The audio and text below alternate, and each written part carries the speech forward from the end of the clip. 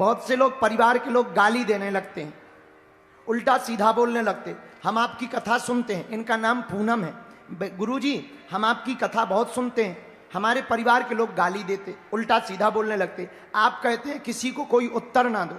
अब कोई गाली दे तो हम क्या करें? बहन जी हमको भी कुछ लोग गाली देते थे, अभी भी देते हैं। एक जगह हम खड़े थे, एक आदमी गाली बकने लगा, डायरेक्ट आया और गाली बकने लगा। एयरपोर्ट पे जा रहे थे, गाली बकने लगा।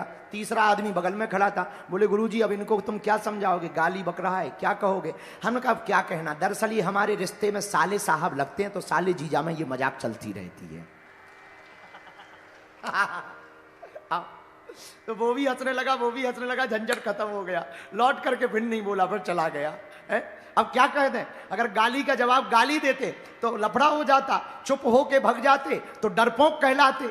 अब करें क्या गाली देने वाले को? तो उसने कहा कि भयंकर गाली दी, जैसे ही मिले तुरंत गाली दी। तीसरा बोला आप क्या कहोगे गुरुजी? हम का कहना क्या, दरअसल ये हमारे साले लगते हैं, हम जीजाजी लगते हैं, तो साले बहनों ही में तो गालियां चलती रहती हैं, नो प्रॉब्लम। लो हमने साला भी बना लिया, उनकी बहन भी ले ली, उन्हें पता भी नहीं लगा। इसी को बुद्धि कहते हैं। तो बहन जी कोई गाली दे तो अब करोगी क्या? जैसे कोई कुत्ता काटे तो क्या करोगी? तुम कुत्ते को काटोगी क्या? कोई कुत्ता काट ले तो क्या कुत्ते को काटोगी? अब तुम रजनीकांत तो हो नहीं कि मच्छर से भी सॉरी बुलवा लोगी, है? कोई कुत्ता काटे तो क्या करना चाहिए? कुत्ता काटे तो नो प्रॉब्लम, कुत्ते को काटने दो, लौट करके उस गली में नहीं जाना चाहिए, 3 इंजेक्शन लगवा लेना चाहिए।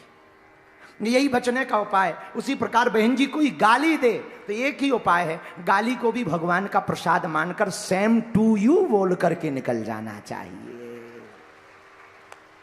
अच्छा विचार करो, कोई 1 घंटे तक गाली देता रहा, तुम कह दो सेम टू यू, फिर देखो उसकी बॉडी का हाल। किसी को भयंकर गुस्सा आई हो, भयंकर एकदम, हम खा जाएंगे, और तुम कहो ओहो हाउ सो स्वीट, फिर देखो तुम बिना पीटे हुए वो तुरंत बाल लौचेगा, दीवालों में मुक्का मारेगा, हमें गुस्सा मत दिलाओ हम काट डालेंगे। तुम कहो आए हाय हाय,